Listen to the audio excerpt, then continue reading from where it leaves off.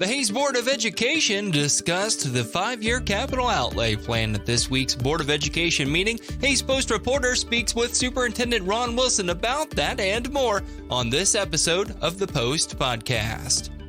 Well, the main thing that the school board talked about last night was its 5-year capital improvement plan, and really how that capital improvement plan is going to dovetail with the bond. You want to give us some highlights of some of the things that the district has for goals for that 5-year plan in addition to the bond? You bet. I think the first highlight is that I want to mention is that when I came here 4 years ago, we developed this 5-year capital outlay outlook. And, knowing that we did need to pass a bond, and there was lots of stuff on that list that I don't know if we ever thought we would ever truly be able to get off. And so the great thing, and the one thing I want to highlight, is that with the bond issue, we were able to pretty much take care of all of our needs that were on our previous 5-year outlook. So basically, we're starting from scratch or starting fresh, and so of course we would have hoped that the bond would have taken care of everything, but it never probably does. And so we've had to look at what was included in the bond and what was not, and then kind of create this 5-year plan going forward.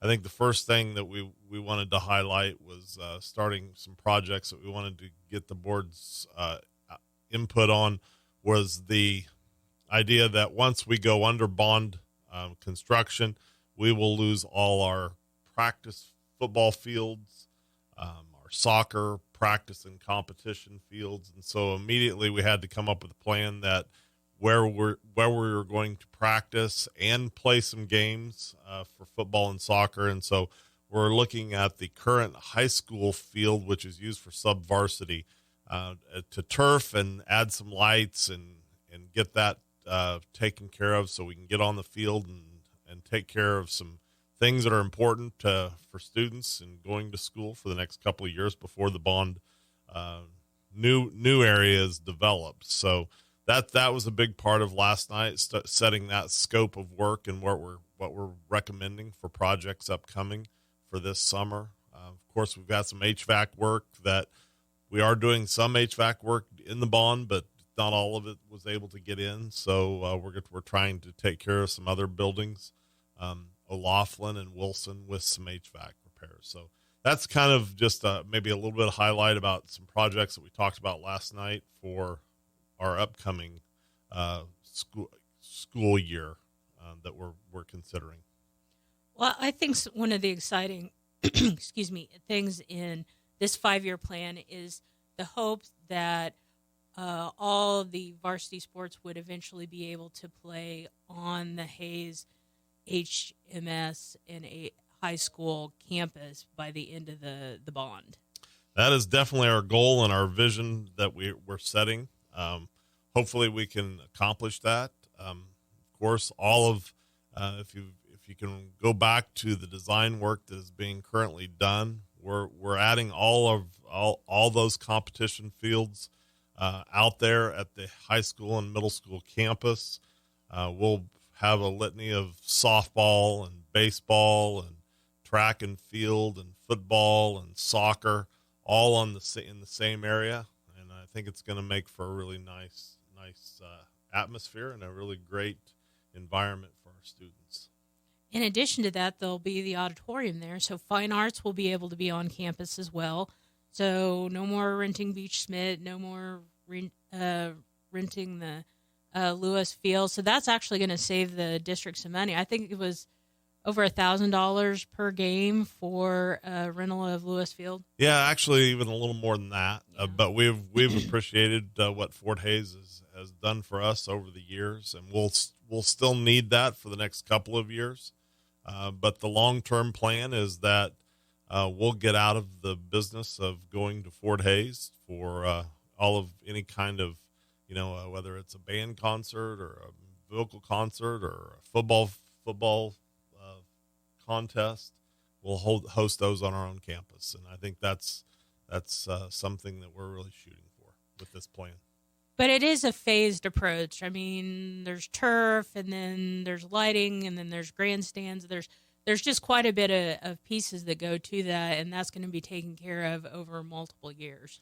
Yeah, it was a puzzle. I mean, we sat down with all the projects that we needed to complete, and like I said at the beginning, it was kind of a fresh slate. So we were trying to plug in where we felt like we could get everything accomplished, but we needed to do it in segments, like you said, phases. And so we've kind of set up a plan for the board that we feel like we can accomplish, and will definitely, help us still continue to do the other things that we need to do in the district with our capital projects.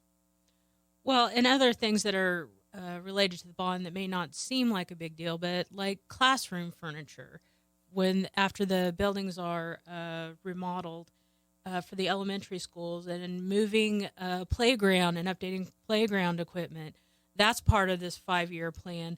So it really is rather comprehensive, and it really does mesh with the bond. So all of those auxiliary things that couldn't be paid for in the bond issue are in this capital outlay.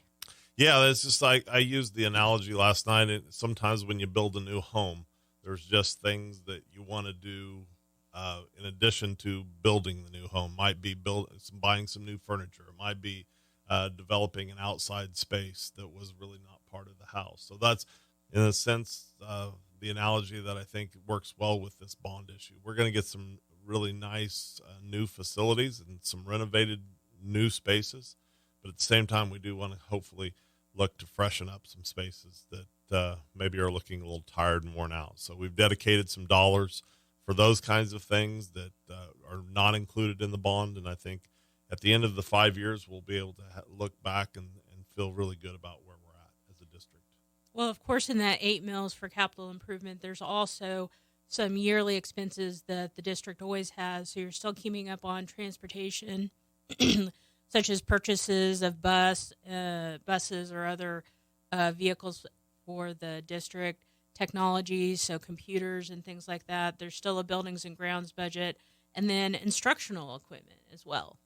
Yeah, I would say the one thing I'm really proud of is what we've done previous to the bond in terms of getting ourselves into a good spot for all of those in terms of transportation, food service, instructional items, and getting ourselves in a good spot that I felt like we would be able to continue this path. And so we weren't behind in those areas, and we're just going to try to maintain and keep the pace. And I think those are what we call fixed costs that we associate, that we'll have those every year regardless of what's going on. So I think that's what, like you said, I think it's a good plan. It's fairly comprehensive and sets a good path for the district. I think what we're trying to create here is just creating the best version of what we can be as a district. We're very proud of what we have, but we want to continue to build and improve and be our best version. So where is the district right now working with its architects on the bond?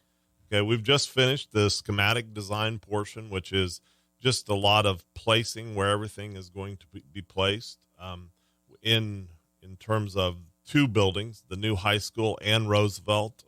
We still have yet to begin the schematic design on the other buildings. We're now moving into design and development, where we're actually going in and looking at each individual space and talking specifically about what needs to happen in each of those individual spaces. That takes a tremendous amount of time, lots of meeting times. But at some point here in January, I think we'll have this all completed. And then at that point, we'll be looking to get bids out to vendors and contractors, and those will come back to the board to approve on those projects. When will you start breaking ground on projects? Well, I think the anticipated breaking of ground is at Roosevelt. We should see that early spring. On the Roosevelt Elementary project, that'll probably be the kickoff.